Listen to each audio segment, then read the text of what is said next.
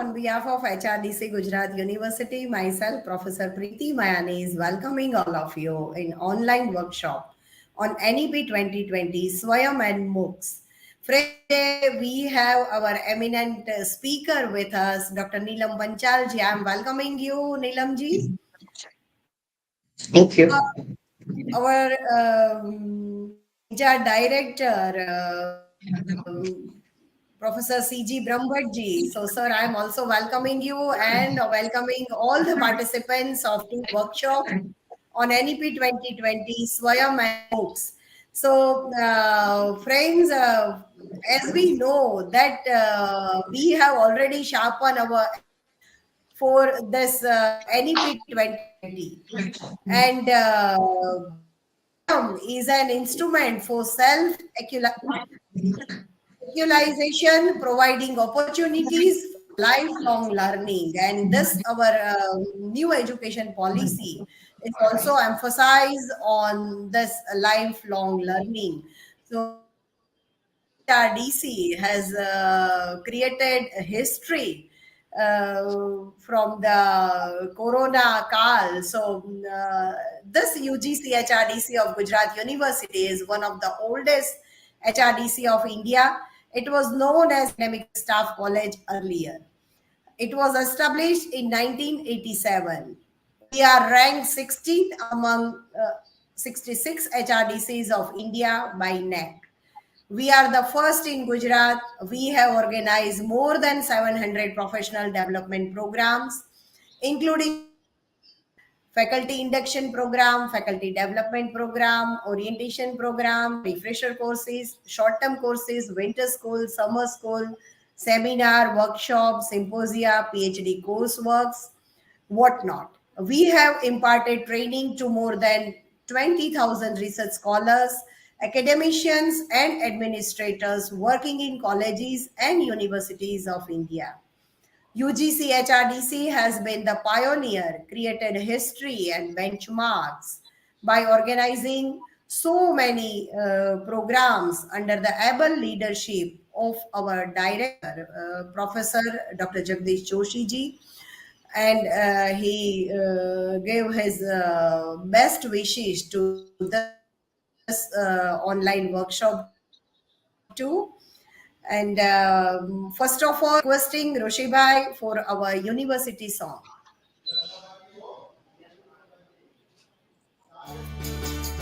वंदन अभिनंदन वंदन अभिनंदन वंदन अभिनंदन वंदन अभिनंदन वंदन अभिनंदन गुजरात यूनिवर्सिटी आपणी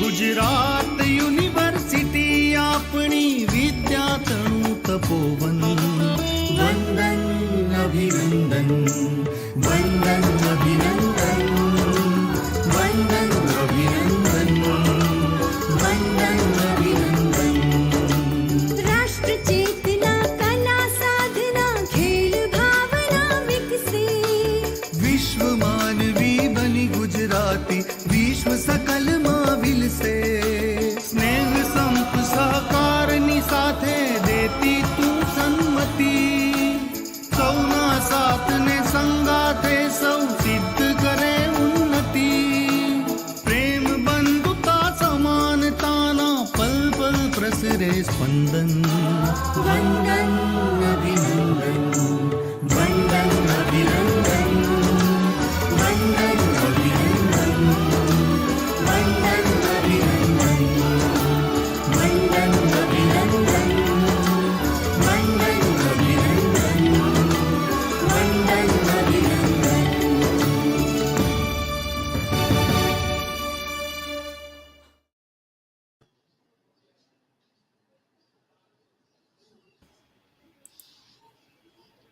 Thank you, Roshibhai, for this university song.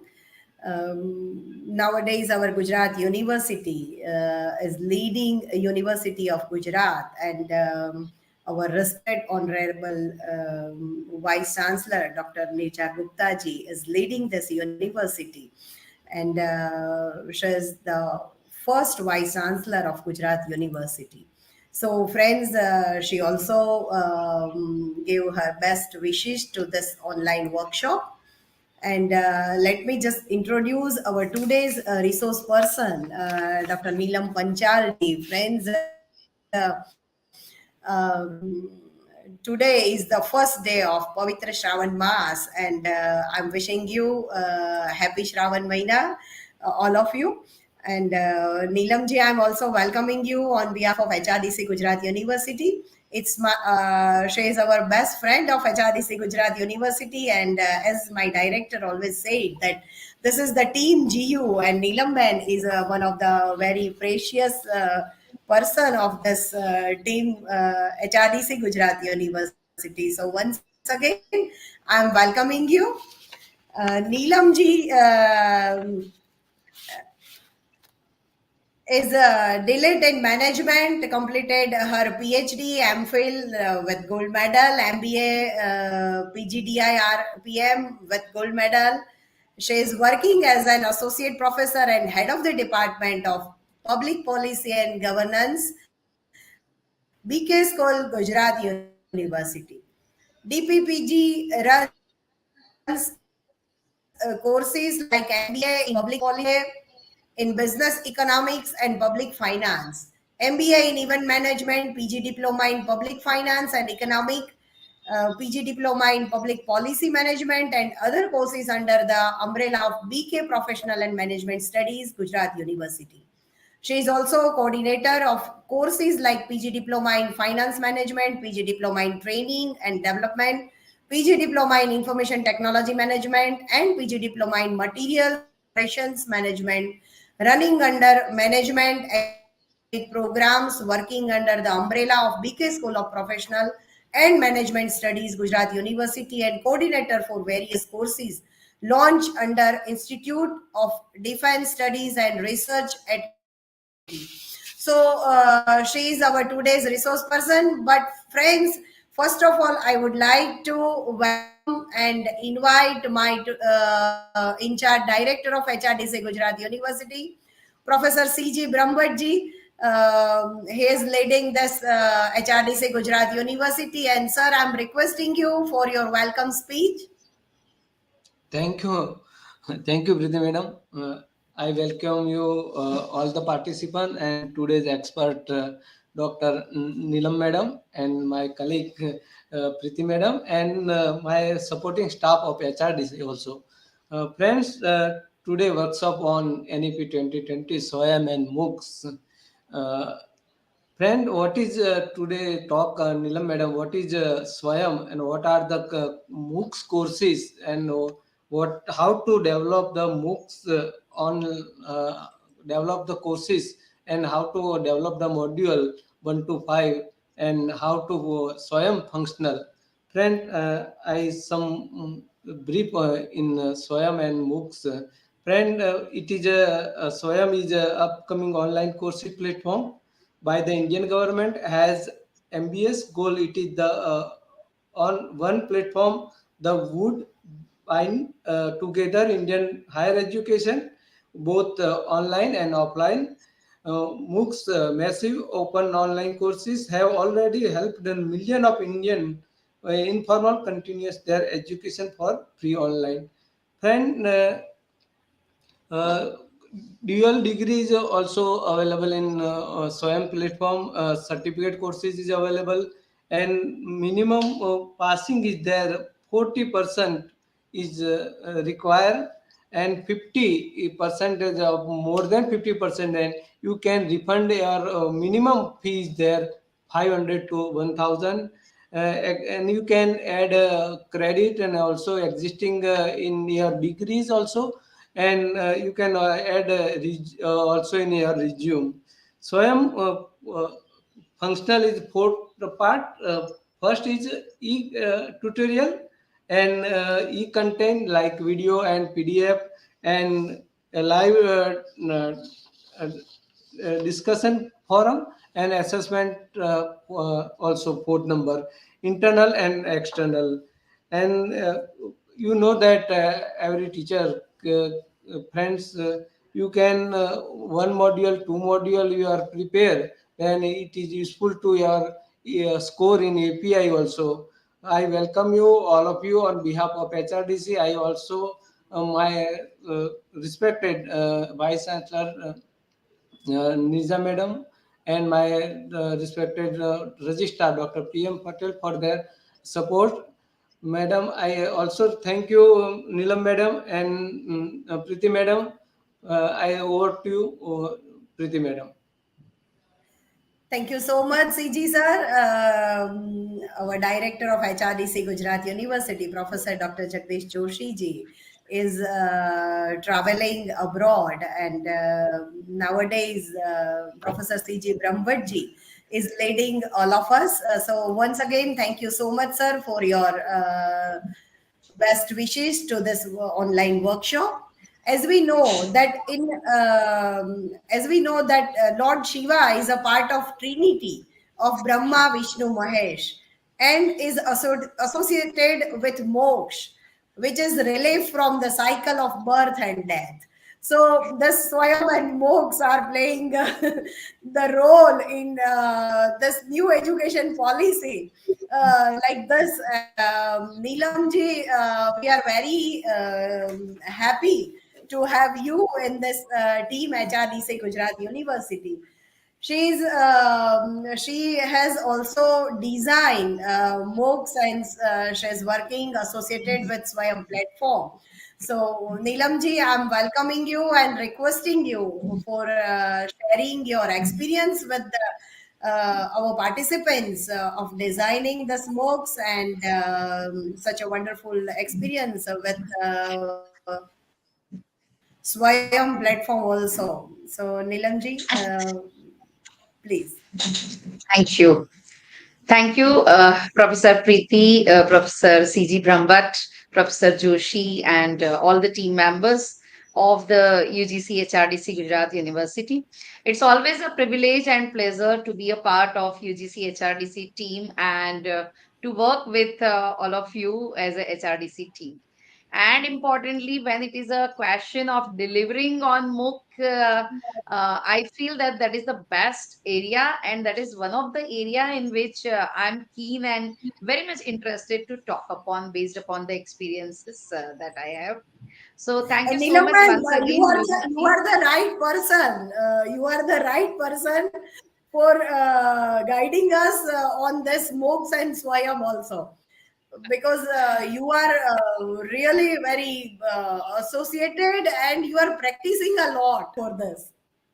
Thank you. Thank you so much for that trust and for that motivation, ma'am. So thank you once again, team UGC HRDC, starting with Professor Joshi, Professor Brahmbhatt, Professor Mayani, and all the team members. So let us straight away go to the topic of today, that is NEP 2020 Swayam and books. Friends, the topic is very, very interesting. MOOC itself is interesting, but when we are saying NEP 2020 and MOOCs, then I would say that there is a great, great correlation. Previously, we were never ever, thinking about this linkage, but now with the new education policy, the things have changed. We all of us know. And then, importantly, as an academician, because I also feel that some of you who are attending must be a part of academics, either you must be a student or a researcher. Let me tell you that even without an introduction of NEP, also Swayam and MOOCs have played a very, very important role in our life. And especially now, connecting to the topic of today, that is NEP 2020 and a MOOC, let me bring to your notice some of the very, very important agendas that NEP 2020 is talking, and how NEP has, sound good in the education system of India. So, friends, if we look into the pandemic, and to just like Professor Preeti was just mentioning about the pandemic and how UGC HRDC has worked in this pandemic continuously. Same way, this online education with a new education policy, it is, we can say, the best crisis management solution that is today. And it's a roadmap of what future will look like. Importantly, all of us know that Indians are the second largest consumers on the massive open online courses. In general, also looking into the India's population, all of us are know that we are the largest consumers across different countries. And India has, if we talk about the students, more than 3.5 million students in the higher education.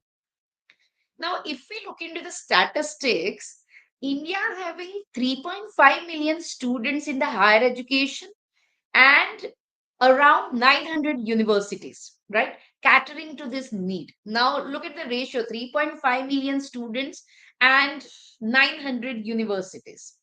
So now, in 2030, if we are talking about, we will have around 14 million students, which will amount to 4 times increasing the demand that is right now. So right now there is a demand of 3.5 million, but in these next 5 years, there would be demand of, let's say, 12 to 14 million students, because all those who are, in the schooling, they will also come in the higher education.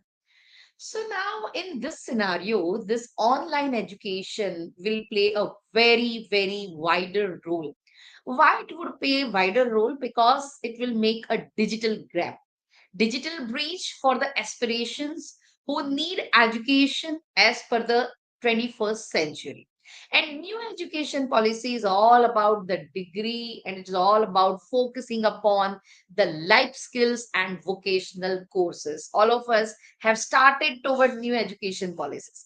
All of us who are in academics, they have already built up the syllabus, they have already framed the syllabus, or they are in the process of framing the syllabus for the first time, which is focusing upon the new education policy.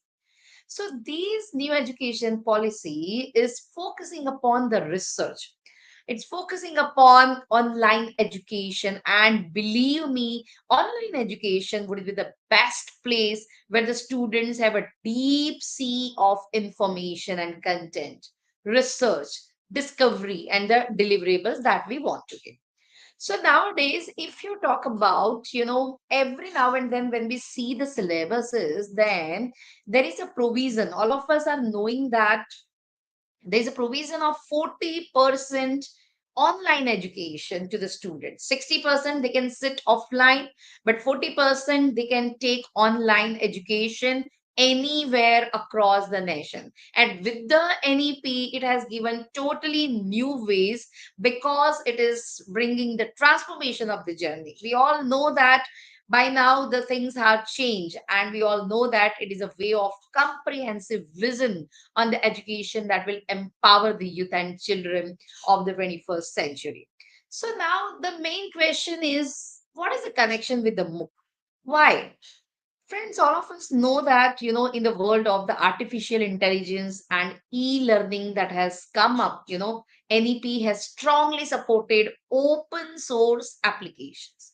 Now, when we are saying open source applications that drive the learning to use the artificial intelligence or analytics or well-structured content, Uh, gamification and the management and the other learnings that we have. So we can say that there is a drives first all screen. this. There is a first screen only. There is only Yeah, the yeah. yeah. Presently, I am on the first screen only, sir. I have not Okay. moved. I'm just Okay. giving a brief of why we are entering into this world, right? So, the new education policy has assured a new era of new hopes, new horizons for the students, for the future benefit, because the education is the wealth of the nation, right? So now the main point is, why this MOOCs and education policy? What is the connection? So in today's session, we are going to discuss about what are the type of courses that we can propose. What is the MOOC proposal development? What is the MOOC proposal and the delivery process? And importantly, in the era of the new education policy, how it is going to be helpful. Friends, let us understand the word massive open online course. Now, when we are saying massive here means that there is no limit. No limit on what? No limit on number of learners who can enroll in this course.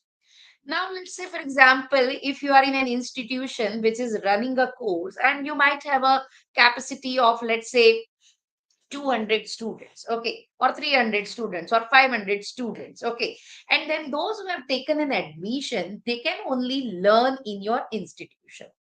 But here is a mechanism called a massive online open course, means there is no limit to the number of learners who can enroll in this course.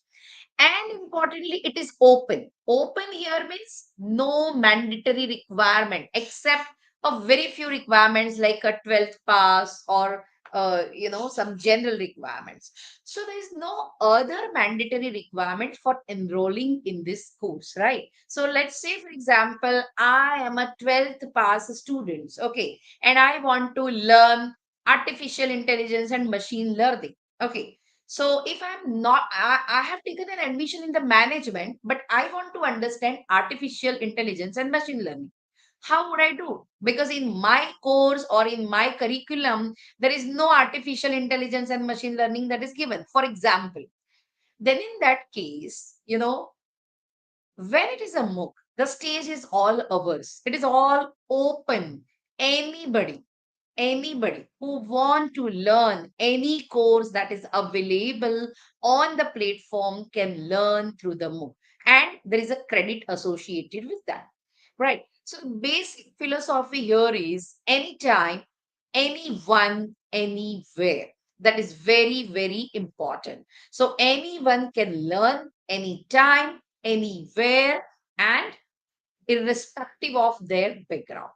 Now, the most important part over here is if I'm a student, if I'm a learner, I'm talking from the two perspective today. One is from the learner's perspective as a researcher, as a teacher, because we teachers, we academicians many times want to learn and going beyond. So we go and enroll ourselves. Or I, as a student, might be interested. Just like that, whosoever is interested, they can go for enrolling. Now, the most important part is where to enroll for which type of course. If I'm a learner, I would have to see this. And if I am a developer of the MOOCs, then also I need to understand this. So, what do I need to understand in this table?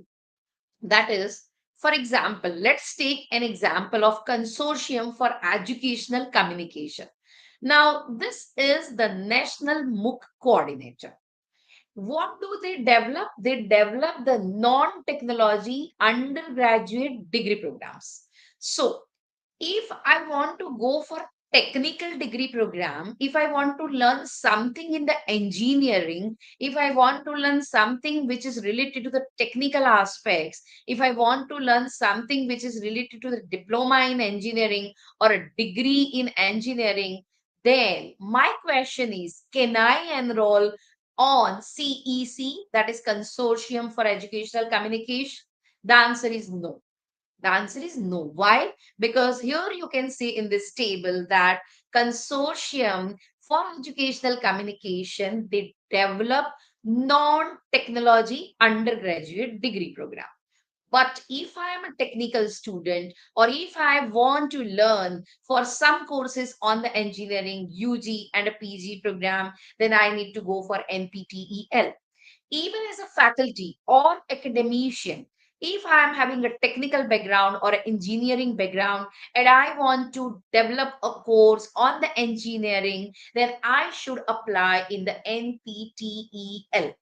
I cannot go to NCRT because NCRT is trying to develop the courses for the school educational programs from class 9th to 12th. Same way, out of school children educational programs from class 9 to 12, it is developed by NIOS. And the management PG level program, postgraduate degree level programs are developed by IIM Bangalore. Same is the case with non-technology postgraduate degree program that are developed by UGC. So the question over here is, in this slide, what I want to show is What type of learner are you? You need to ask yourself. Are you a technical learner? Go to NPTEL. Are you a non-technology undergraduate degree program holders? Go to CEC. Same is the case. This is for a learner. On the other hand, if you are a developer or if you are interested to develop a MOOC, then where should you go? Where should you apply? So the most important thing is that in that case, you should ask to yourself as an academician where my interest falls. My interest, suppose if I am a management background, okay, that is a non-technology undergraduate program. So in that case, I should go for applying in CEC, that is Consortium for the Educational Communication. And likewise, from the list here, you can see that whatever is the type of the program that you want to deliver or you want to develop, you need to consult only to those agency. If you want to develop a school education program and if you go to IGNO, it is not going to help. So you need to understand the first and foremost thing is where to go, why to go, and importantly, what type of delivery you want to provide. So that is the first case. Now let us try to understand what is this journey. Now, when we are saying this journey, because on one hand, nowadays when we are framing the syllabus, then we have tried to put some component on a flip learning, right? So, flip based learning, whereby a learner can learn online, okay, learner can earn the credit online, and the universities will support those credit. Okay, so now here what happens is suppose you are interested as an academician that you want to develop a book. How to go for? That is the first question mark. Believe me, it's a very, very simple process. And importantly, nowadays, looking into this online world, the application, starting with the application to the end, running of the course, everything is online. And so it is going to be a very, very useful for all of us because our students are learning from them. Now, we all know that in this digitalized world, there is no option. There's no option except to accept whatever is going on. So, the Swayam platform that has been developed by UGC, that is giving you a list of the MOOCs and a plenty of learners on the platform. Main important thing is you as an academician, if you want to go for developing it, what to do. So the first stage is go for online submission of the application. Now, previously, what was happen is when we are preparing an application, you need to apply it physically. You need to develop the all pro forma wise. You need to submit it to the UGC. You need to send a hard copy to your EMRC. You need to give a hard copy to your CEC and whatever is the agency. But now the process is very, very simple. It is all online. I will show you in a while how is the process now. Okay. So once you apply it online, then there will be evaluation. So evaluation is the second stage. Thirdly, what would happen is in the evaluation, the committee members, they will sit, they will try to see the mapping, they will try to evaluate what type of MOOC you want to develop, and then importantly, if it is found that it is important MOOC and it is important subject to prepare, then your MOOC can be accepted. Once it is accepted, then you can connect or your EMRC will inform you that yes, your MOOC is developed. Now, once your MOOC is ready to go ahead, that means your job starts. And your job starts with developing the quadrants. Quadrants here means just like a class. What do we do in the classes? Let's say the admission process is going on. Once the admission process is going on, what we do generally is once the admission process is over, students are coming in the class. In between, there is a phase where we prepare a course outline. Okay, we prepare a course outline and we are trying to make sure that our course outlines are prepared well so that we can develop it well and so that we can deliver it well. So here also in the MOOC also we do the same. While we are preparing a proposal, we are developing an outline. Once the proposal is accepted for funding, we are in connection with the EMRC and now the real thing starts. Just like in a class, what we do is at the time of delivery, we go to the class, we teach in the class. While we are teaching in a class, we use PPTs, we give material to the students. Sometimes we develop MCQ questions and we take a quiz in the class. Okay, and on the other side we are developing what we can say evaluation components, just like a continuous evaluation component and others, and then finally we take a final exam. Now, the same thing, whatever we are doing at our institute, the same thing we are doing here over here on a platform called a Swayam platform, right? So we go and teach in the class physically. Here we are teaching online. Secondly, we evaluate continuous evaluation. For that, we develop a quiz, we develop the MCQ, we give a reference book to the students, right? We are trying to develop a material and share it to the students. The same thing we are doing it over here online. Here also we are developing a script and sharing. We are developing a MCQ based question. We are developing an assignment. We are putting and uploading everything on the platform. Okay. And importantly, we are making sure that the learners learn the subject very well. So these system of development is divided into quadrants, right? Which is called quadrant, and there are four quadrants: quadrant 1, 2, 3, and 4. We will see in a process of this session how to develop that quadrant also. Right now, I'm focusing upon the lifetime of a MOOC and the development delivery, right? So by now we have developed a proposal. You can see the screen. We have developed a proposal. Then you have submitted the proposal. The screening of the proposal has happened at the CEC level or UGC level or whichever agency you have proposed.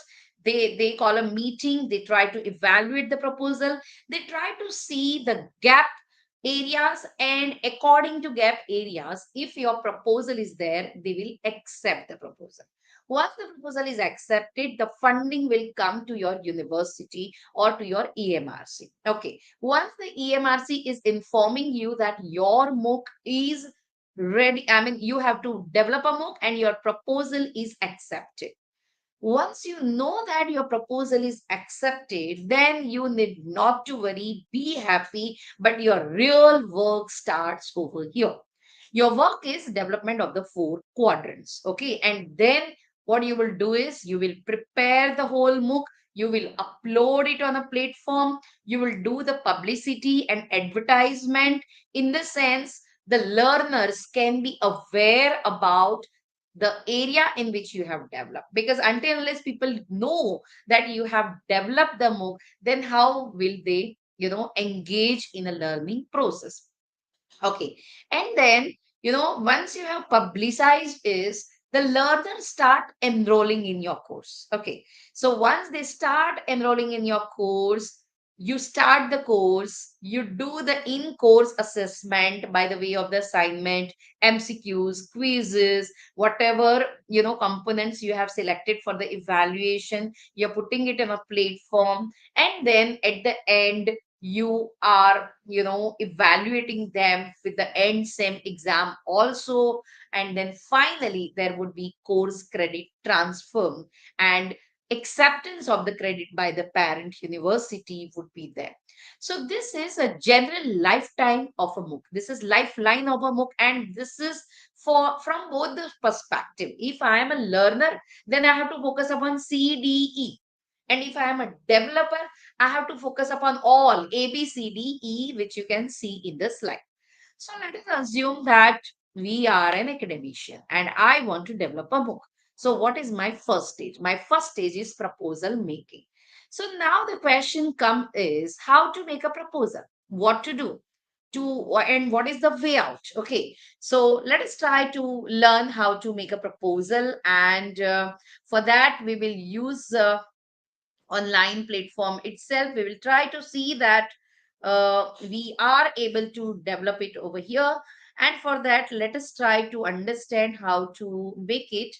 And so we would go to the swayam.infleetnet.in. Okay, and what we will do is we will try to see the page uh, which is talking about submission of the proposal.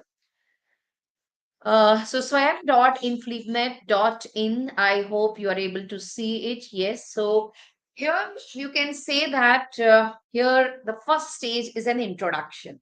Now, what does this page say? It is talking about what is Swayam, right? Study web of active learning for the young aspiring minds. Let us all of us be part, and let us assume that you want to apply for a MOOC. Okay, you have learned in this session, and by now you are very happy, you are interested, you have a zeal, you have a will to apply. Okay, what you would do? Step number one, I'm giving you a step wise. So step number one, go to swayam.infleetnet.ac.in. Once you have gone there, you will see the introduction. Now introduction is for your reading purpose. Okay, you can read that introduction by your own way. Okay, and you can learn what is MOOC, what is Swayam, and the things like that. Okay, the most important part here is scope of work, which everyone should again read, which is talking about the quadrant, right? So once you have developed, then it would come. But for now, we are focusing upon eligibility. So eligibility is what? Applicant should be a faculty member in a duly recognized institute or university or college holding PhD and having minimum of 5 years of teaching experience in the concerned discipline. It is the basic condition that they have put, that in a duly recognized institute you must be working, having a PhD degree and a minimum 5 years. Now the question is, suppose if I am not having 5 years, what to do? Should I not apply, and should I not show my interest? The answer is no, it's not like that. You can still go for applying on the MOOCs by joining the hands with the others, right? You can have a coordinator, you can have co-coordinator with you, you can have a team of the faculty, and you can do apply as a group. So someone who is having a more than 5 years experience, they can be a overall coordinator, and you can be a co-coordinator and simply try to apply. Okay. And importantly, the second thing is the faculty employed in the university would be required to submit a consent letter of the host university. Now, this is again important. Now, what do we mean by consent letter? Let me tell you that while you go for submission of the proposal, there is a guideline and there is a format of the consent letter which is already given. So, consent letter here means your university is giving a consent that they will provide all the support to you when you are there to develop a MOOC, right? So the university registrar or your university's vice chancellor or your university's director general or your university's overall principal, they will try to give you a consent letter, and it is important and beneficial for you also as a developer, because your university is knowing that you are doing this work, one thing. And the second thing is, tomorrow when the funding come, that will come to your university and not directly to you. So that is how also you need to take into confidence. And thirdly, it is very very important criteria to have a consent letter. Okay, here in the guidelines you can definitely go to the guidelines and you can learn that guidelines, but then here I'm focusing upon the main part, which is a submission of the proposal. Now, the main important thing is how to submit a proposal. I may be from physics, I may be from commerce, mathematics, computer science, chemistry, psychology. Is there a place for me? The answer is yes. Let me tell you previously when you needed to send a proposal, it was like andhere mein tir lagao. Okay, and whatever subject you know, you develop the proposal for that and you try to make sure that you submit it. Okay, but then importantly, it was not sure whether you are going in a right direction or not, whether you are submitting a right proposal or not. Here there is a system where the levels are given. You just see this page, submission of the proposal, and there are two levels. One is the UG, second is a PG. Okay. Now let's say you want to go for developing UG level.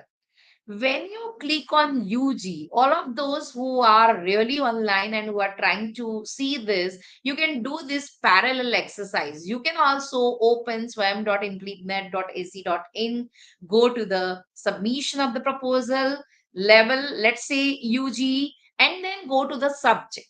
So in the subject here, you can see that there are plenty of subjects that are given, starting with environment science, physics, mathematics, computer science, chemistry, psychology, economics, geography, English, Sanskrit, Hindi, so on and so forth. Okay. Now you need to ask yourself which subject you want to go for development of a MOOC. Okay. Let's say you are interested to develop a MOOC on a English. Okay. Now, if you go in a English, select a course. In the selection course, there are already courses that are given. There are already a course that are given. So out of this course only, these are the gap areas. The courses that are listed over here, these are the gap areas. Gap areas, that is the areas in which there is really requirement of the MOOCs. Number two, the areas in which UGC Swayam platform is interested to have a MOOC. And thirdly, the area in which no one has developed so far, or even if it is developed so far, then they want something new in that area. So beautiful platform is this. Already you have been given, let's say in English, so business communication, creative writing, soft skills, translation studies, language, literature and culture, so many subjects. Now let us take an example of academic writing and composition. Suppose I want to go for developing a course on academic writing and composition. What should I do? So here simply, when you click on open the syllabus, okay, here you click here to open the syllabus. If you click here, you would get the syllabus also. So the main point is, previously when this platform was not there, you needed to go to CBCS syllabus, you needed to jot down the important points, you needed to decide the number of credit that you want to offer, you need to design accordingly, and then you were not knowing whether you are selecting a right course for the proposal making or not. But here the task is very easy for you. Here the syllabus itself is given. So when you click here to open the syllabus, you will get a syllabus of the subject that you have selected. Okay, let's take in another example. Suppose you are in sociology. Okay, then again it will plop here, select the course. So when you have selected the course, let's say urban sociology. So urban sociology, if you have selected and if you click here, you will get a syllabus of the urban sociology, and the likewise, whichever is your subject, you can simply go for the proposal. Now, the second important point is what to do next. Let us assume that you have gone to this platform. Let us assume that you are going for, let's say, economics. Let's say in the economics, you have selected Indian economy too. You want to develop that. Okay, you have a syllabus now. What to do next now? So the next point is registration for submitting the proposal. Okay, so you register it. Once you click this, registration for the submission of the proposal, then this thing will pop up in your platform. Okay, yeah, I hope you are able to see what would pop up in your platform. So here, when you go for this registration, then you would get an idea that you would be able to see your details to be filled up. Okay, so which are the details that you need to be filled up for the registration?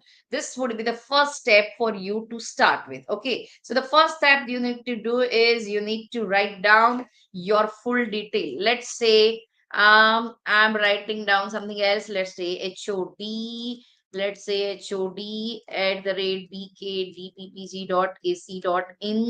University, I'm selecting a state, Gujarat. Okay, you can do it parallel. If you are really keen into this, then simply you should do it parallel, or you should try to learn, because there is no one who would make you learn these things. But the point is, you need to make sure that you do it yourself parallelly, or even after the session you can do it. Right here the university would come. So you have to select the university, and then you have to give a password, and you need to confirm the password. Okay.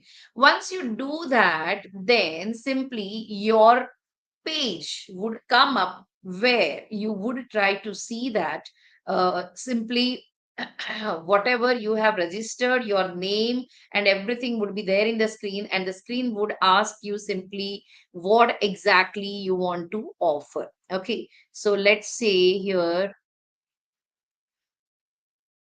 you have confirmed the password, and then you are trying to make sure that uh, just a second, I'm sharing the screen, and you have form your details, and then you have register over here. Once you have registered, then the things would pop up which would tell to you about what to do next. That would tell you about where you want to go, and importantly that would give you an idea about this platform that will come directly on this platform itself. Okay, and when you go to this platform, it would ask about the number of it would ask about your background. So the first thing that it would ask about is your background. Okay, your own background, your personal important professional details, not all the details, but then the details which are related to you, the details which are showing your professional background, the details which are related to your MOOC, the name of the MOOC that you want to develop, the type of course that you want to develop. It will also ask about the coordinators who would be joining with you.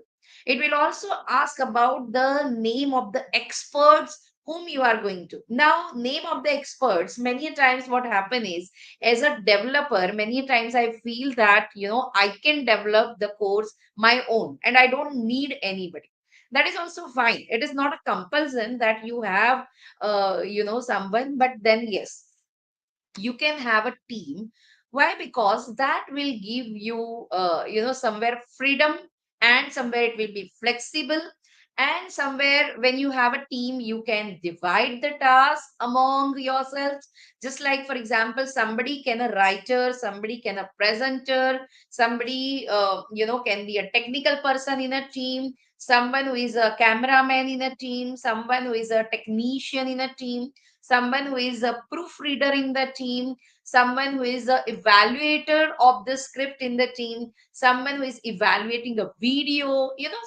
So the point over here is you have to decide, while you are submitting the proposal itself, the platform is asking you, do you have a team? So who would be the experts, who would be the writers, who would be the presenters, and you have to write down the name of them also on the platform itself. Right, so that is the third thing that you would have to write down. The fourth thing that the platform would ask to you is a weekly plan. Now, what is weekly plan? Weekly plan is something, let us take an example of, what is one credit in a MOOC. One credit is equal to 10 to 12 sessions. Okay, let's take an example that in the present NEP, there are certain courses like Indian Knowledge System, IKS. Okay, now for IKS, if I want to develop a MOOC, it is already said that any VEC, that is value added courses, okay, any ACC courses, any skill enhancement courses, SEC, for which you might have developed the syllabus. So any SEC, any VAC, okay, value added courses, or AEC, these are the courses that would be offered for a 2 credit and not the 4 credit. Now, what do you mean by 2 credit? When we are saying 2 credit here means 1 credit is equal to 10 to 12 working hours. Thereby, 2 credit is equal to 20 hours. 20 to 24 hours of video recording. So, if you are developing a 2 credit course, that means you have to make sure that you have 20 sessions, 20 video sessions for a particular MOOC. If you are developing a MOOC for the multidisciplinary course, MDC, multidisciplinary, or IDC, that is interdisciplinary course, or any core course, then it would be generally 4 credit course as per the new education policy. So as per NEP, if you are going for this 4 credit course, that means you may need to go for 40 to 48 sessions, right? That is, if you are considering 1 credit is equal to 12 videos, then it would go to 48 video sessions. Okay. So just like 1 credit, now this 1 credit is divided into 4 quadrants. Okay. So quadrant 1 would focus upon developing the teaching content which will include the teaching video, audio, right? So the part here would be developing a video. Quadrant 1 is a video.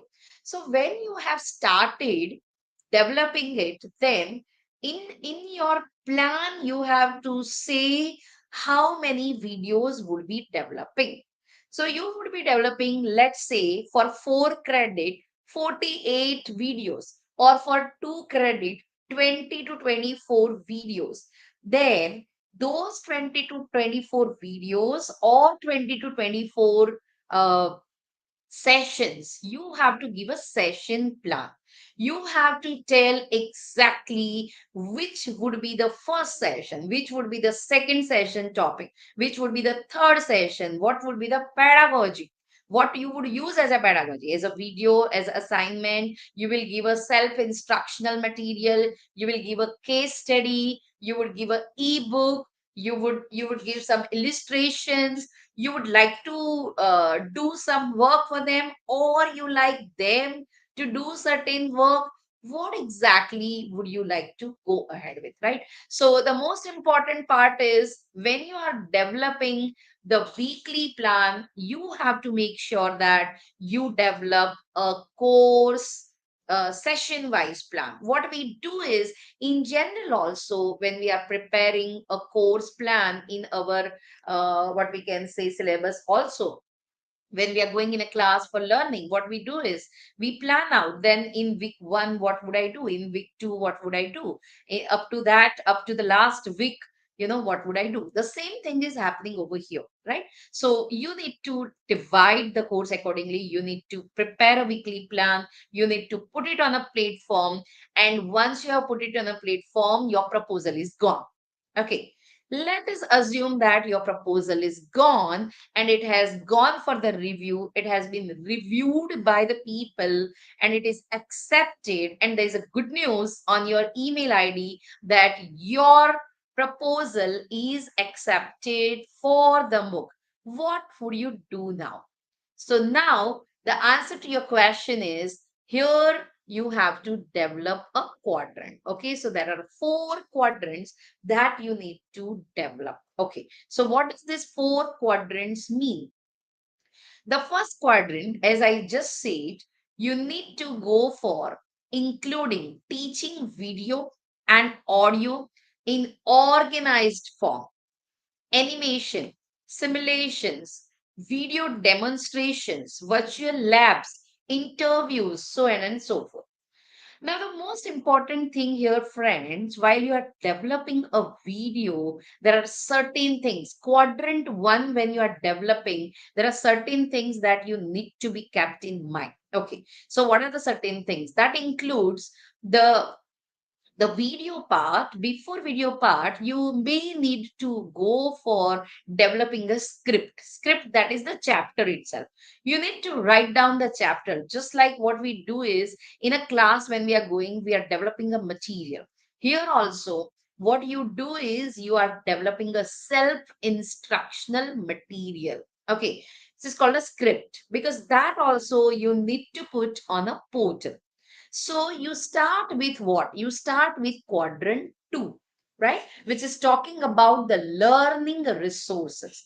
Now, these learning resources are typically a web page, that will come across to the audience, right? So that will include the self-instructional material.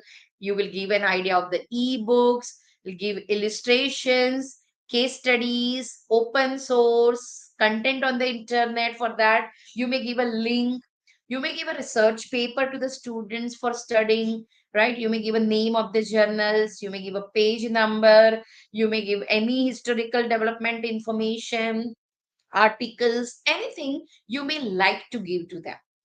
The most important part that you as a developer has to keep in mind that the subject is as per the NEP, number one. Number two, the credit is as per the NEP standards. So if the NEP has said 4 credit for the multidisciplinary and interdisciplinary or the core courses, then you have to develop it for 4 only. But if you go for any skill enhancement course for a 4 credit, previously it was okay. But now, since as per the new education policy, it is already decided that the skill enhancement courses, VEC courses, ACC, that will go for 2 credit only. That means now whosoever is applying for those type of courses, just like English, just like language course, just like personality development, skill development, or any other type of course, you have to make sure that you apply those type of courses for 2 credits only. Why? Because it is a developmental courses, and those courses has been given an emphasis of developing it for a 2 credit only.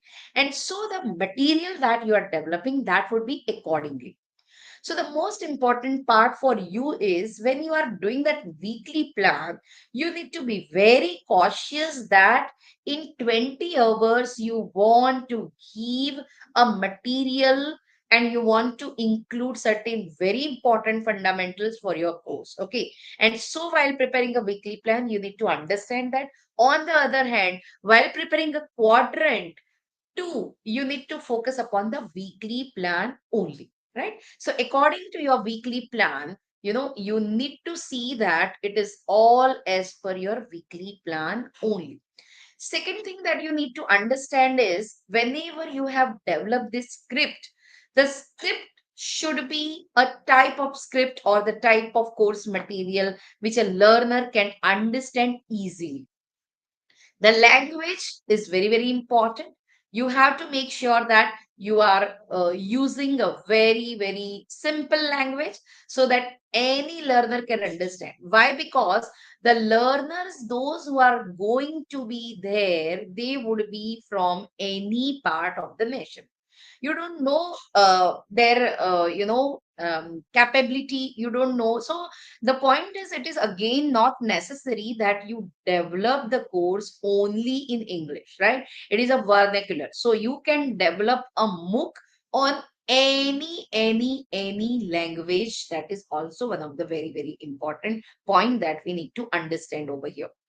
The third thing that we need to understand is when we are developing this, you need to understand about the the plagiarism, right? You need to understand that your script is not plagiarized. You need to understand that many a time we have a good team, we feel that हमारा team बहुत अच्छा है and let us work together. And then you have divided chapter 1 you will write, chapter 1 2 I will write, chapter 3 she or he will write, and then ultimately we don't know what has ended up. But then somebody if has used some material which is already available, especially in the era of using chat GPT and artificial intelligence, all the platforms has come up, and we are getting a ready material. All of us are knowing that if we just write down a chapter on, so and so, whatever is the topic, you write down introduction to management, let's say for example, if you just ask AI introduction to management chapter or a script, it will give you a whole script. You need not to apply your mind. That is the world right now. So then why are you needed? Why it is needed to give on a platform? The point is, you as a teacher, you as a deliverables, now you as a developer, you have to make sure that it is not copied. That is number two that you need to keep in mind. The third thing that you need to keep in mind is you need to give the references, the reference material. Anything you have taken, or any video you have taken, any book you have referred, any journal that you have referred, any open source content if you have referred, any article that you have referred, or any online resources if you have referred, you need to make sure that you are providing a link for that, you are providing access to that, you are providing that e-material to them, and so it would be very very easy for you and for the learners to be a part of that. Thirdly, you need to look into that. Once you develop this script, then you would have this quadrant number one, that is making a video. Now friends, making a video is again a task, in the sense many a times, making a video requires a lot of time, and many a time people are feeling that I'm not a good presenter, and if I present, what would happen? If I present, then I would have a mistake, and I'm not happy with the presentations and things like that. Okay, so many a times people are not confident certainly about the presentation, because they are not camera friendly, or somewhere they may like to see that somebody else is present on their behalf. So that is also fine. If you're not happy and if you're not friendly with the camera, you can take a help of your friends who are good at, or you can take a help of the EMRC itself, which can give you an idea about who can be a presenter. Okay, but here are some of the pics with me, which will give you an idea about how the studio looks like. Okay, so um, those who have not gone in the studio anytime, I can show them a studio which can give an idea about how it looks like. And in general, it would be full of cameras, it would be full of the, items, which is telling to you about some electronic items. It would be isolated area where no noise comes, and there would be people around you, so those who are helping you in developing that. Okay, so you need to make sure that whenever you are developing a type of video, then you need to be very very cautious about those things. You need to be very very clear about certainly certain aspects about it, that whenever you are developing, you would have a team of the developer, and if you are conscious about certain things, then definitely it would not suffice the purpose, and you would have to make sure that whatever you are presenting in front of the camera, that must be reaching to the audience. Well, the very important aspect that we need to look ahead when we are talking about the camera conscious, then your eyeball, your eye movement, that is again a very, very important part. You have to make sure that many times we read the script from the screen. Okay, and when we are reading the script from the screen, then many times we are confused, many times our eyes roll on the data, and we are not able to provide 100%. So while you are delivering, you have to make sure that your eyeballs and your eye movements are with respect and approaching to the camera. Another thing is voice modulation is very, very important. When you are making a video, these are certain things which I'm sharing on the basis of the experiences that I have. Uh, these are the things which are not available in any book or the material. But yes, I whatever experiences that I have while I have developed the MOOC, one of the very important thing is a voice modulation. What to speak and why, when to speak, that is important. The modulation that you are putting in a voice, the emphasis that you are giving on a words, right? The emphasis you are giving on the important topics where you want to grab the attention of the audience or a participant. It's very, very important that talk those and emphasize those points while you are speaking. It is dignifying, and it is giving an impact on the mindset, because it is, like a one way. So one of the disadvantages on the platform, when the video is there, it is one way. No doubt, on the platform, students can ask the question, they can pose the question, you can answer it online, just like on a WhatsApp you answer to your students, or on email we are answering our students question. The same thing is happening here on the platform, which we will see just now in the quadrant number 3. But the main point is, while you are making a video, again I am saying your eye movement is very important, your voice modulation is very important, the way in which you want to emphasize on the important topic, that is also very, very important. And importantly, your attention on the script. Many times what happens is, you have written the script, you have written the chapter, okay, but while you are presenting, there's some idea that is popping up in your mind, which you feel that, oh my god, I have not used this, or I have not included it in my script, and on the spot you want to include it. The question is, can we do it? The answer is yes, you can do it. But then, importantly, the presenter has to keep in mind that he or she is not going out of the coverage area, because many a times what happens is, you wanted to present something different, and you have started with something different, and then you ended up going to something different. The topic was this, and you are ending with this. So the most important aspect that you need to look into is, you are not here and there, and that is why this script are prepared. So that is the audio video part. In the video part, there's one more important thing that you need to keep in mind is, you as a coordinator, or you as a preparer of that e-content or a MOOC, you need to decide which pic to be displayed where, which video to be run where. In the sense, let's say for example, right now I am delivering, okay, now if I have to convert it in a MOOC, then in between I will put some pics. In between, if I'm talking about the industry, then I will show some glimpses of the industry in between, so some small part of video, or a small part of photos and the things like that. Okay, so my question is, whenever you are writing the script, parallelly you should think about the pic, in the sense the image. If there is some model, the model that you would like to show it on the screen. If there is some theories that has developed, then is there any chart that is showing that theory, or is there any author who developed the theory? You may like to show that author on your screen when you are talking that. You may like to show some chart, you may like to show some models, you may like to build on some theories, and the theories uh, some model or some chart you may like to show, or simply you may like to put on some image, okay, or you may like to put nothing. Just like right now on the screen I have put nothing, right? I just want to talk directly to the audience, and so I have not put anything.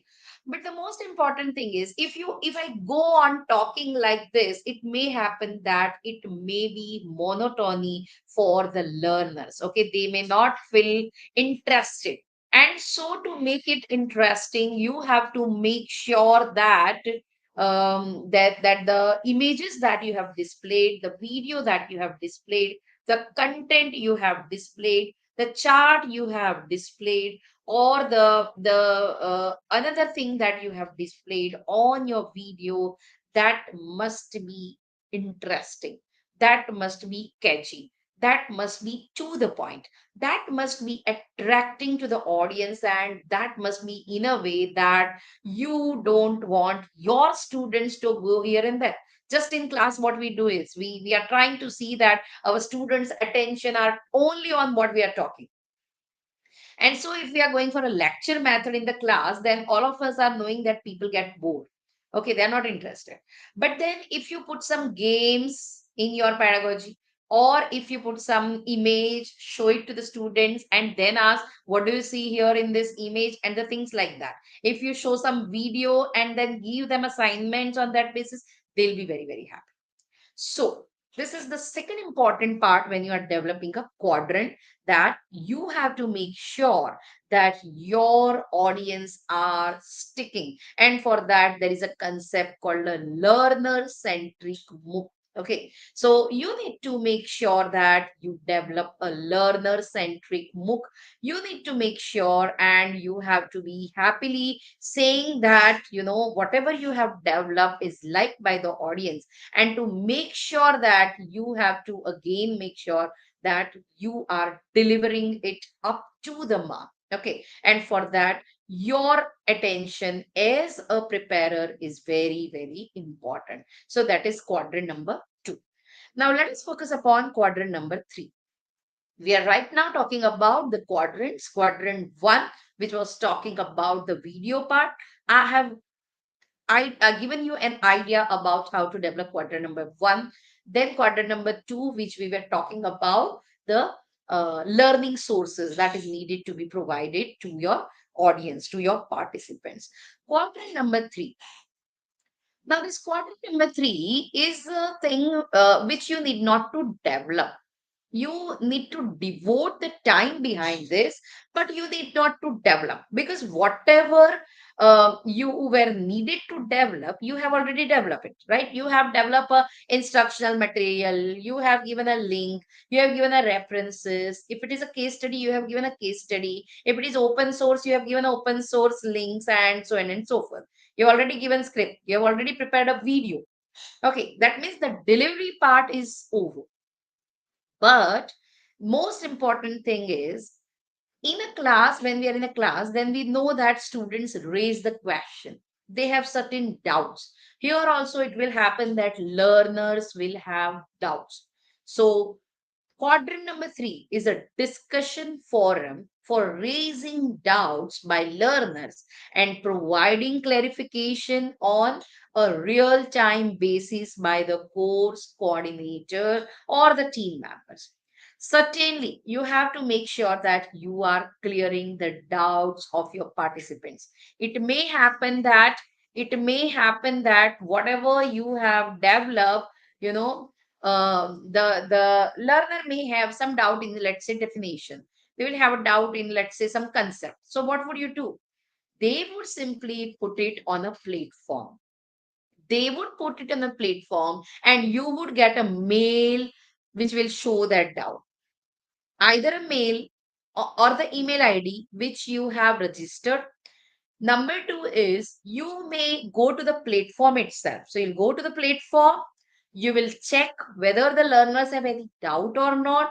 If there is a doubt, it is your duty to make sure that you are clearing their doubts. How would you clear your doubts? How would you clear learners' doubt? So by replying them on a platform itself. Okay. For example, in one of my MOOC on entrepreneurship development, someone asked that, Madam, you have uploaded the assignment last week. I could not see now. So after 1.5 months, he raised a question that you have put an assignment on so and so concept. I'm not able to see it, and so I'm not able to upload it, and my marks will cut. What should I do? Okay, this is the question. So you need to answer it on a platform. In the platform, when you answer, it would appear to the learner. Okay. So the point is, quadrant number 3 is focusing upon running of the MOOCs. How to run MOOC itself is a different story. Okay, so how to run MOOCs, how to deliver, how to give an answer to the questions of the audience, how to clear the doubts that are raised by the learner, how to provide a clarification on a real-time basis by the coordinator. That is also one of the very, very important team.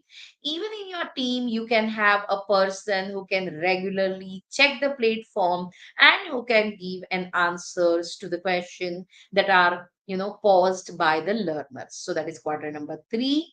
I hope that you are listening and you are very, very attentive on what I'm talking about.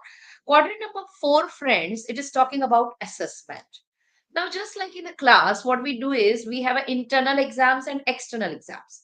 Here also, when we are putting this MCQ, or you can put it fill in the blanks, matching the questions, short answer questions, long answer questions, quizzes, assignments, solutions. I mean, whatever you are putting on your platform, assessment components, that is comprising of two. One is internal, that is on regular basis you are putting. Just like, for example, week 1 is over. In week 1, you have planned 3 sessions. So 3 videos you have put it in a portal. And the fourth thing that you are putting is an assignment or MCQ or fill in the blanks or matching the questions. Now that would be totally based upon, how you have planned for your MOOCs.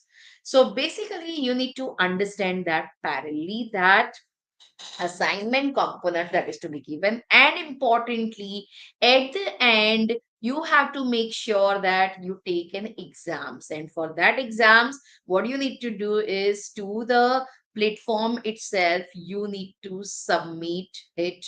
And UGC, the NTA would take the exams and they will ask a question paper from you.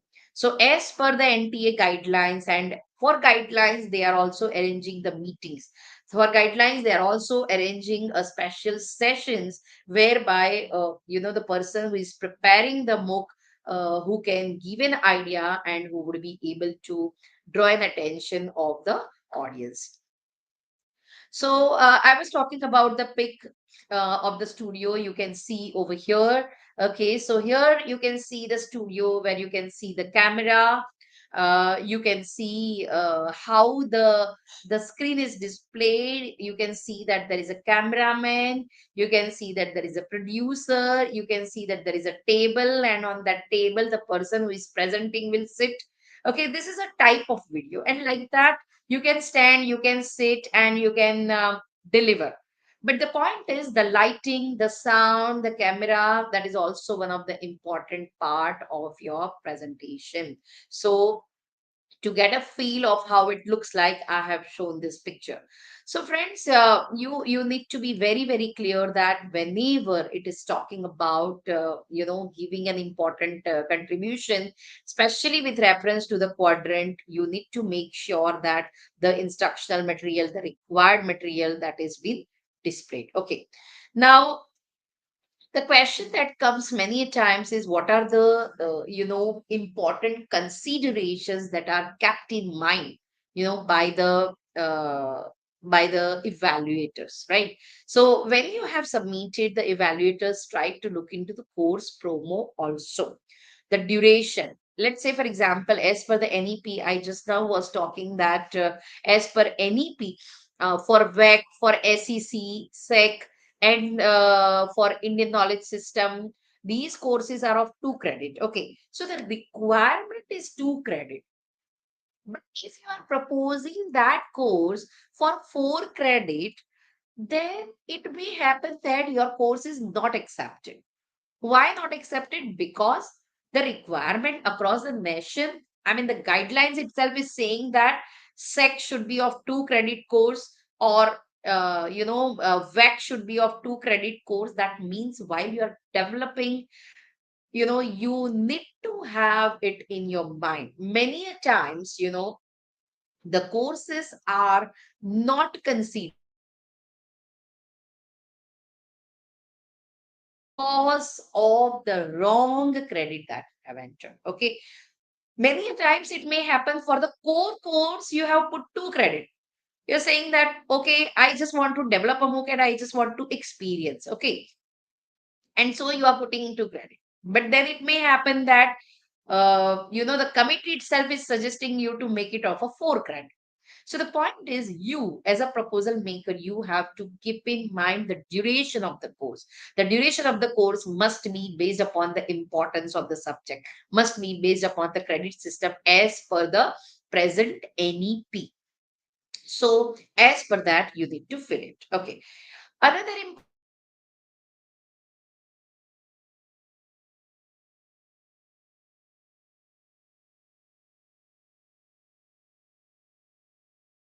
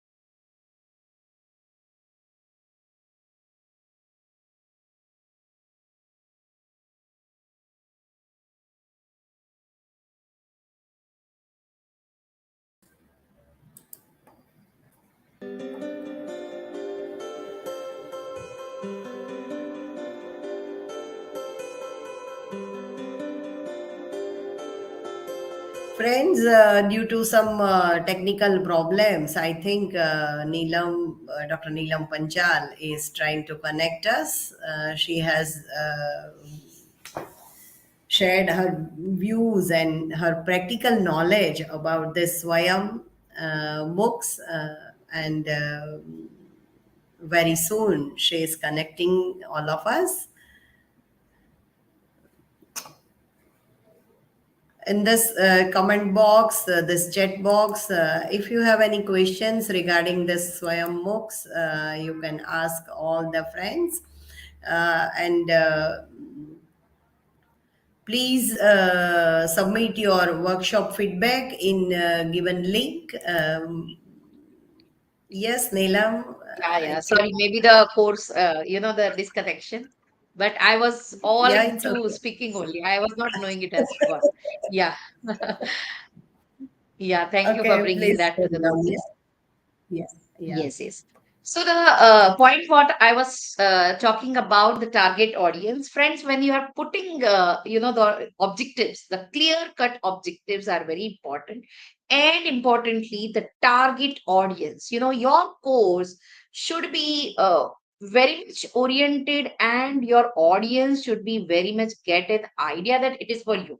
In the promo itself, you have to show why you have developed that course, what would be the course benefit, what would be the course objective, what would be the course learning outcome, and how your audience will get a benefit out of that, right? So the most important thing that you need to focus upon that.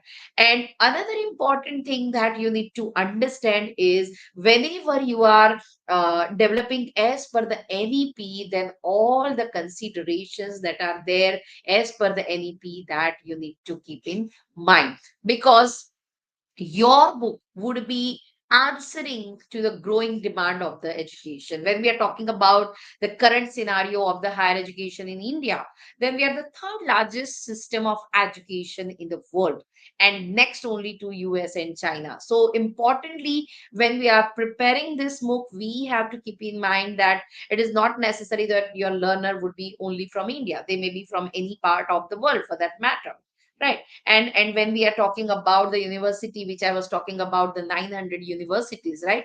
But then there is a limitation, there is a limit to the expansion without compromising on the quality, right? So, and that is how these MOOCs are going to be important, because the physical space is limited.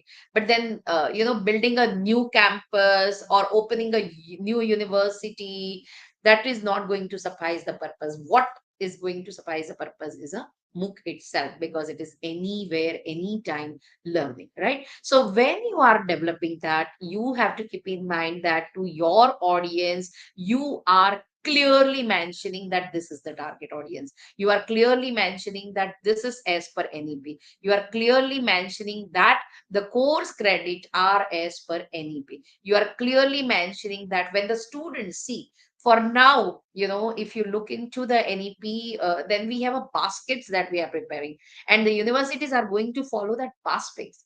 So basket maybe for the skill enhancement courses, the basket can be of communication skills. It can include the personality development. It can include the entrepreneurship skills, any type of skills that you want to make students learn. Okay. So now this is a chance where you can grab an opportunity as a academician. You can grab an opportunity in the sense now it is interdisciplinary world. Okay, as with the arrival of the NEP, we all understand that it is all interdisciplinary nature. It is all multidisciplinary in nature. And whosoever want to learn whichever course from whichever class they can learn. Let's say I am a management student, but I want to learn something in biology, right? Right now, in the physical system, is it possible? The answer is no. It's not possible. But with an arrival of NEP, which is saying that create a basket in the university. Now we have created a basket whereby from commerce can learn a biology, or the student from biology can learn a commerce or the management or the tourism or whichever is the course. So the point here is the MOOCs are going to be helping hand to your students, right? It is going to see the exponential growth. It is going to be witnessed in the very short period of time. Right now also the growth is there, but then it is going to grow faster like anything. And so on the other hand, when you are going for a what we can say publication, generally what happens is many a time as an academician, we go for publications, right? We go for looking into that.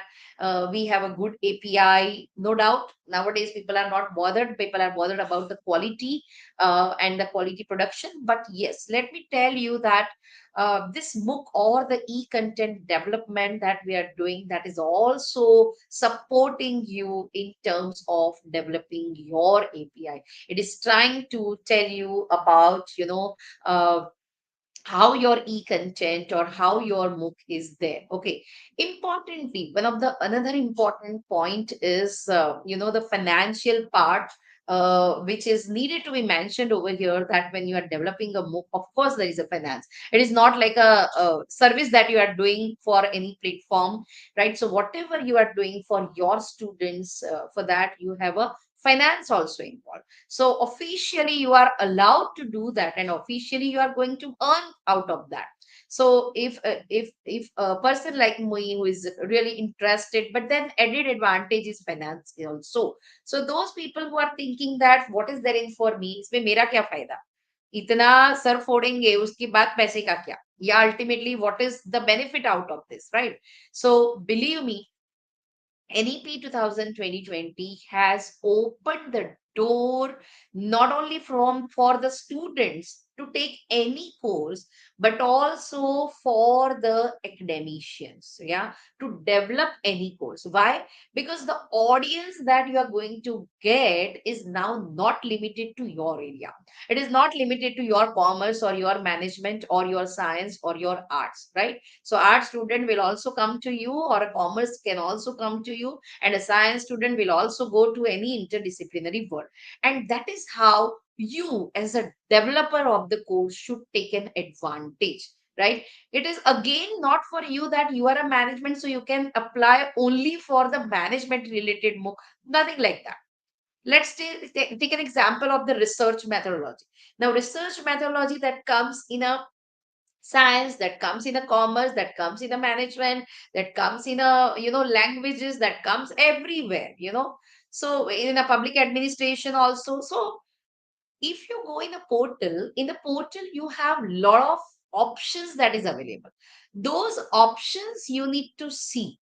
Just like, let me take another example of languages, or the language or the skills, communication skills, for example. Now, this communication skills is not to be taught only to the people who are of English, or only to the management students. Communication skills must be for the any students. And for that, purpose, what I'm trying to tell you is Don't limit yourself by selecting, only a particular level of subjects, right? So the important considerations would be also about the category, would be about the duration, would be about the instructor. As I said that कि आपका coordinator का group बनेगा, right? You'll prepare a group. So how many are in that group and who are the people in the group? That is also one of the very, very important. And while you are developing it in reality, those groups are going to be helpful to you in a very, very systematic way. Let's say, for example, in your group, you have very good writers, 2 3 good writers who can write a script well. So then ultimately in your MOOC, it is going to be displayed, and that will show an interest of the audience, right? So this is a basic about how to by now what we have discussed is we are focusing upon how to propose. Secondly, we focus upon how to develop. And thirdly, now I'm going to focus upon, learner centric MOOC. Once you are clear with an idea that you can develop a MOOC which is related to the audience, you are clear about your subject, you are clear about what you want to deliver, then what you need to focus now is how to develop a MOOC which creates an interest in the audience, how to design it, how to make sure that the MOOC is a learner centric. What happens, friend, is many times we are developing a theory, we are putting it in a platform, and on a platform it becomes one way. We all know that nobody is interested to hear. You have to create an interest, you have to show that interest in the audience, and you have to make sure that your learners are with you parallelly, okay? And for that, you need to be an instructor who can, provide a learner centric MOOC, right? Attention to the learner motivation, getting learners to express their reasoning opportunities for the immediate micro application, formative assessment, and an instant feedback. That is, somewhere they should be able to give instant feedback. Somewhere they should be explicit in fostering the peer learning. Somewhere they should be ensuring the learner connect during the month. In the sense, what happens is many times we go on delivering, speaking, but then ultimately, if you don't involve them. Now, the question that comes is in a physical, when there are class, we can involve by saying, hey, where are you? Where's your attention? But here you cannot see the audience. Here you don't know whether they are in toilet, bathroom, or they are sleeping on a bed and looking into your video, right? There's no direct connectivity. The point over here is whenever you are trying to provide this, provide anytime, anywhere access learning for the information, assessment, and a discussion. Now, these is very, very important. Okay. Information. We all know that lectures and resources, plenty of resources the students have. Assessment with the help of activities and exercises that we are doing, discussion with the peers and instructors, that is also we are doing. But the point that is coming, that is a common MOOC problem that is existing, is a lower student engagement.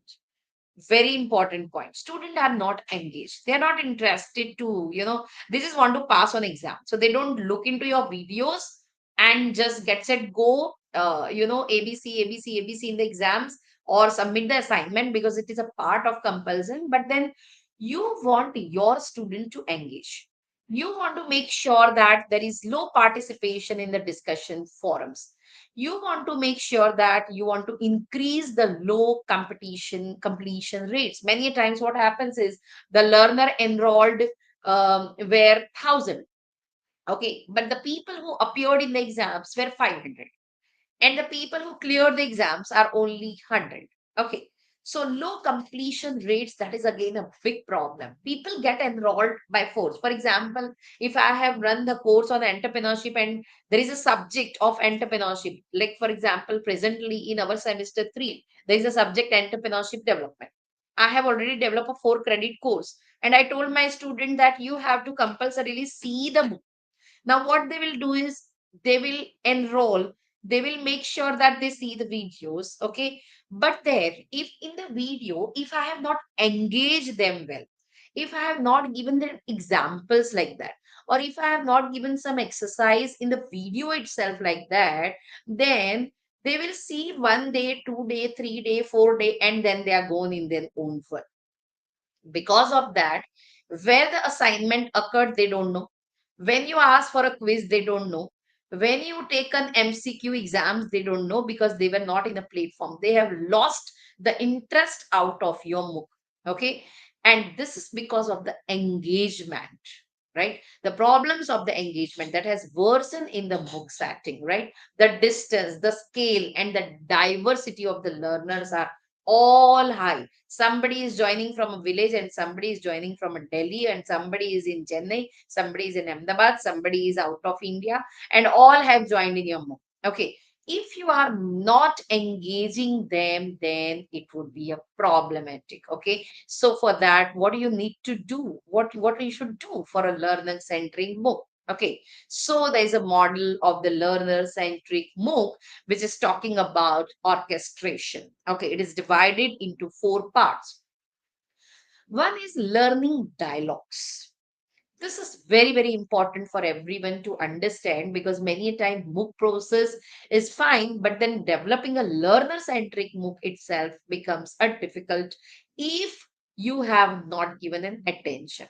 And if you are developing it like for the sake of developing, then certainly it may happen that people lose the interest and then certainly next time they will not enroll, or even if they enroll by force or by saying or due to any reason, they will not continue. And for that, to avoid that, what you need to do is you need to focus upon 4 aspects. The first is a learning dialogues, that is called LED. Okay. Second is a learner experience interaction.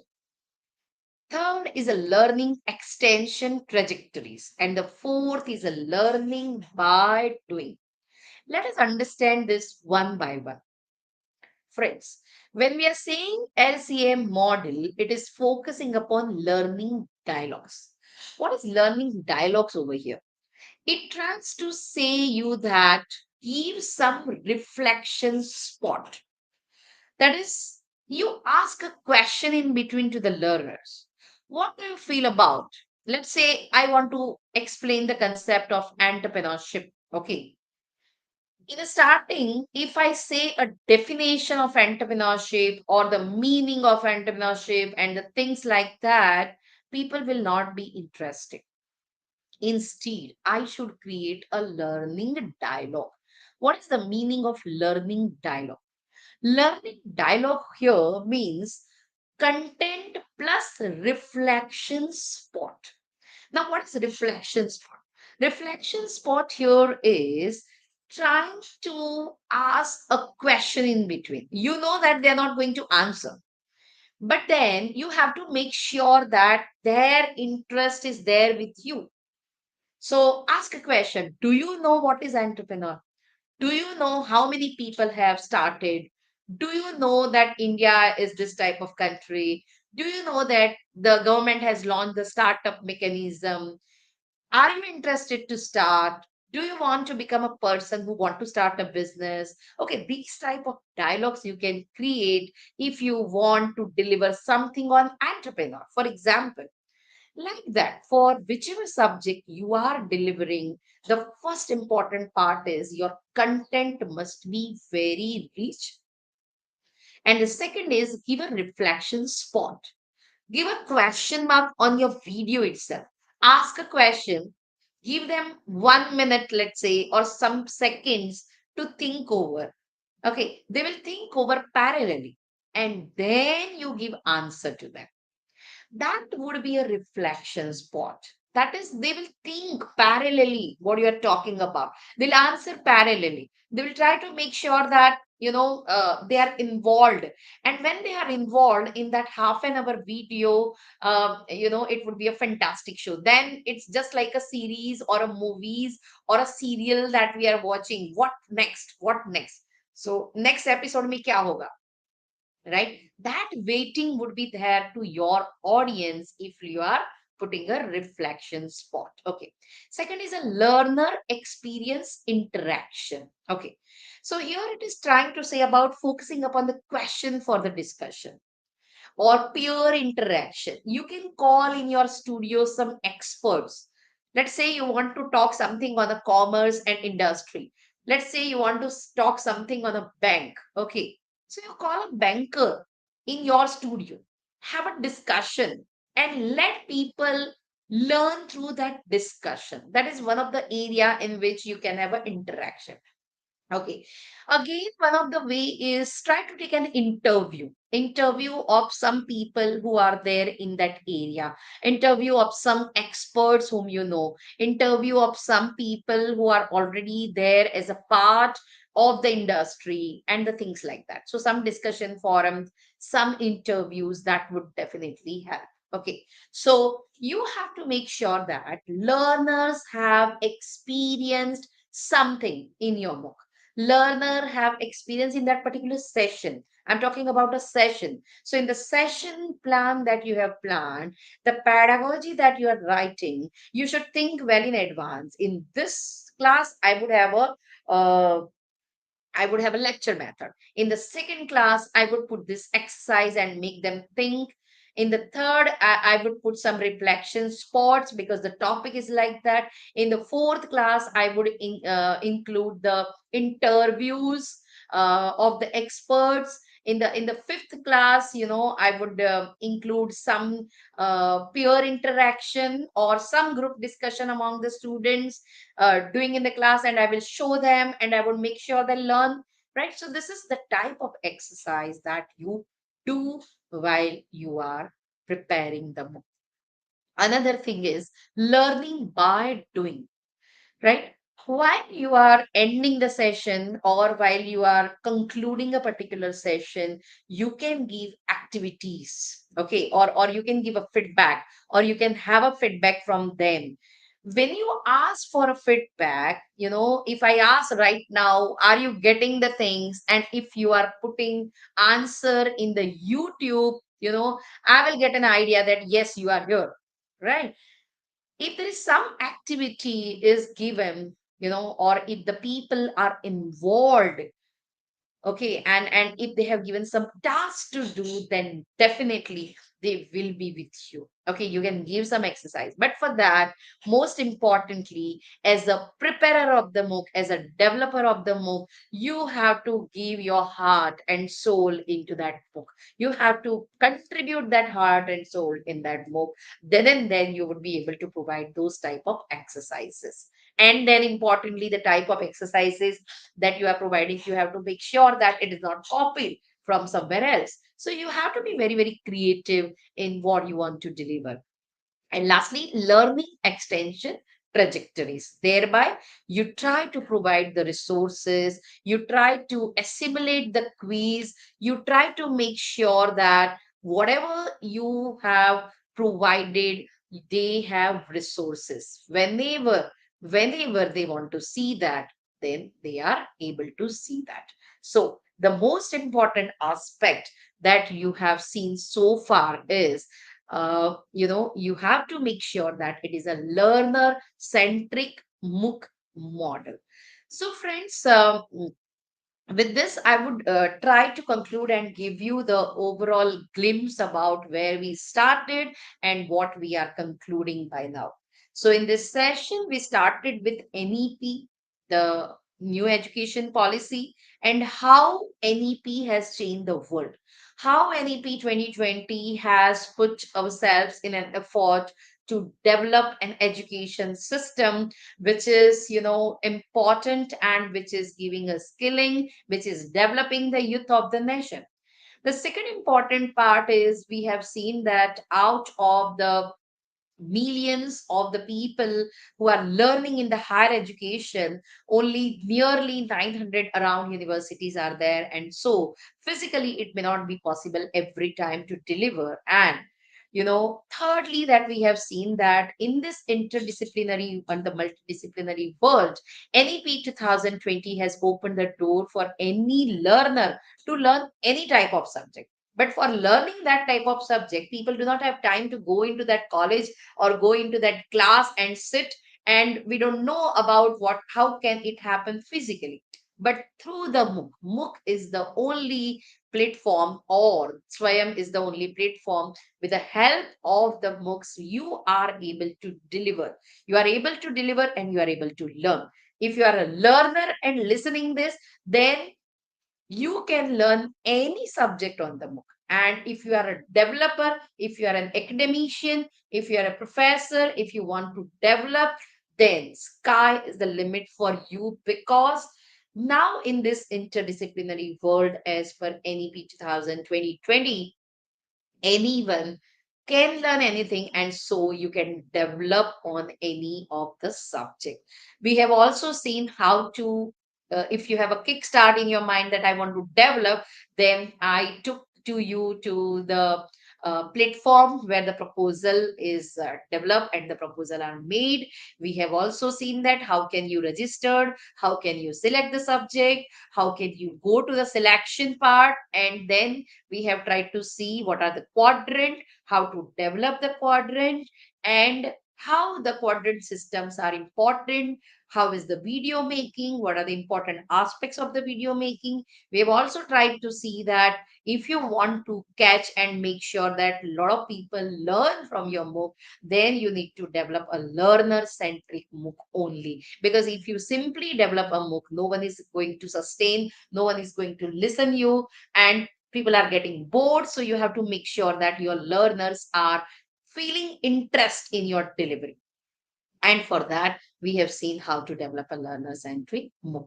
So I hope I have clarified the fundamentals of how to develop and how to learn the MOOC, and what is the importance of NEP 2020 and the Swayam MOOCs. Let me tell you that 40% of the courses of your students, they can learn online. So when 40% can be learned online, why not to develop, why not to produce, why not to deliver online? So your students, not only your students but the students across the nation, they would be able to learn online through the MOOCs. That is the massive online open courses, anytime, anywhere. So thank you, UGC HRDC, for this wonderful platform and providing this wonderful opportunity to interact with the participants across the nation.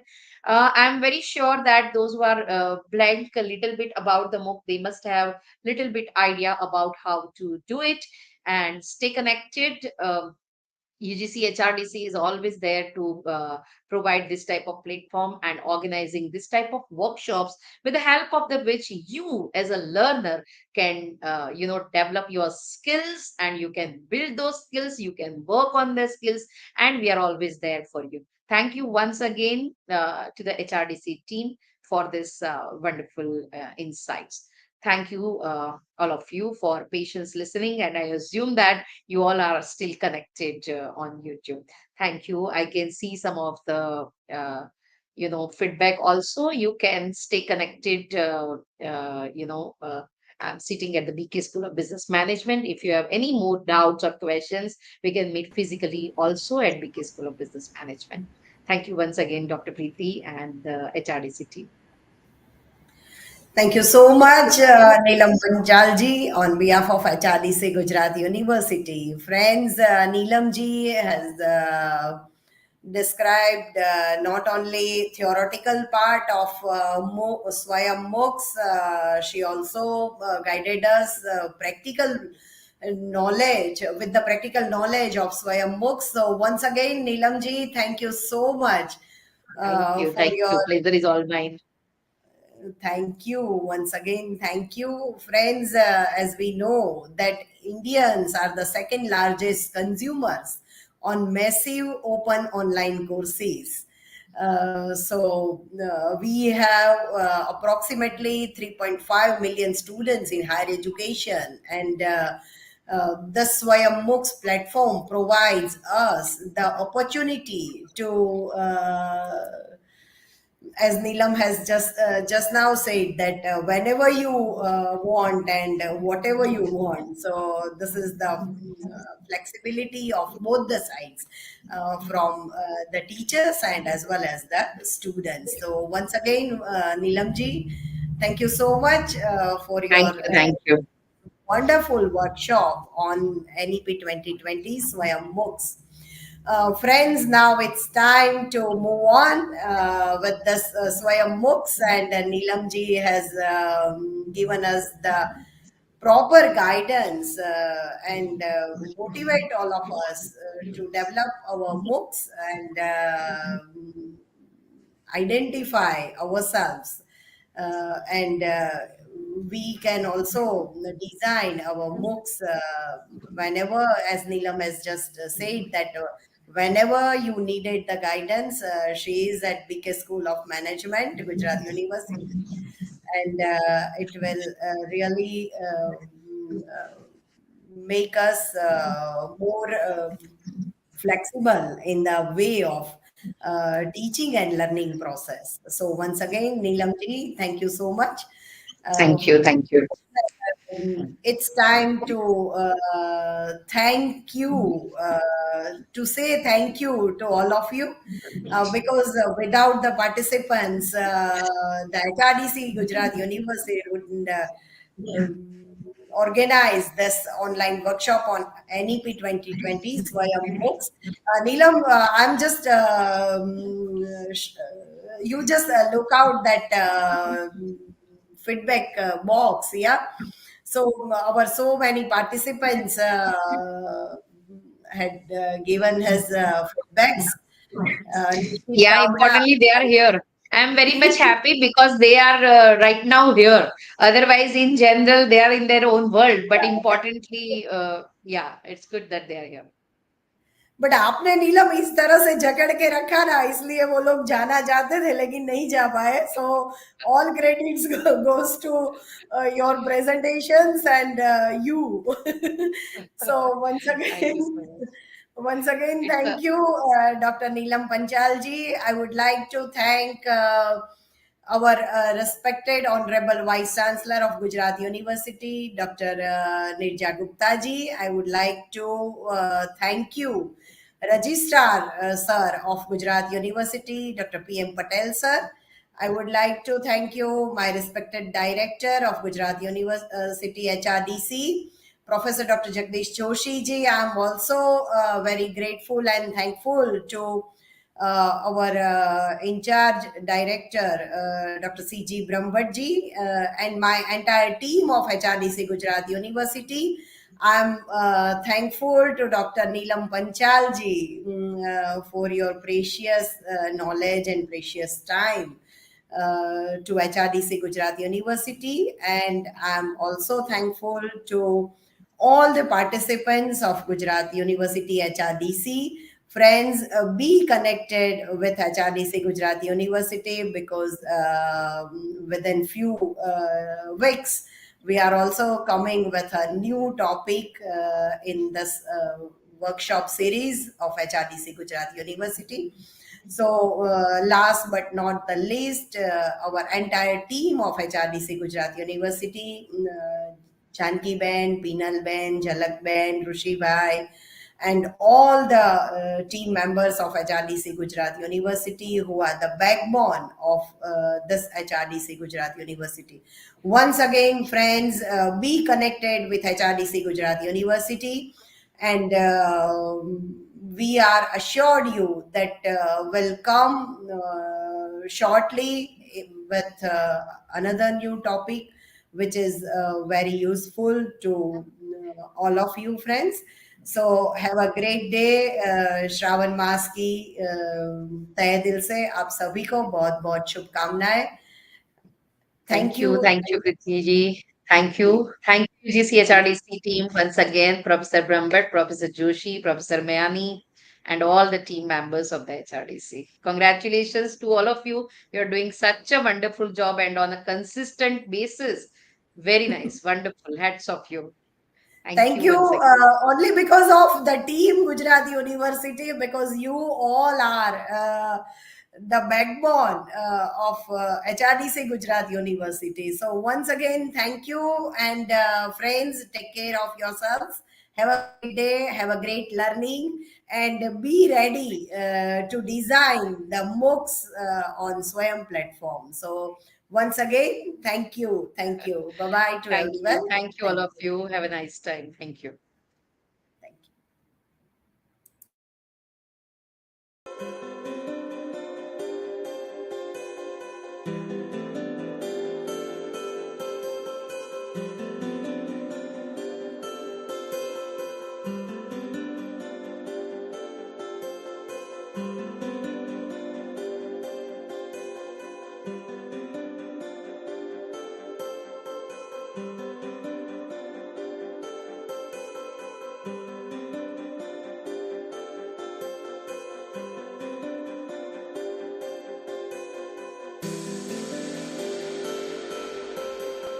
Thank you.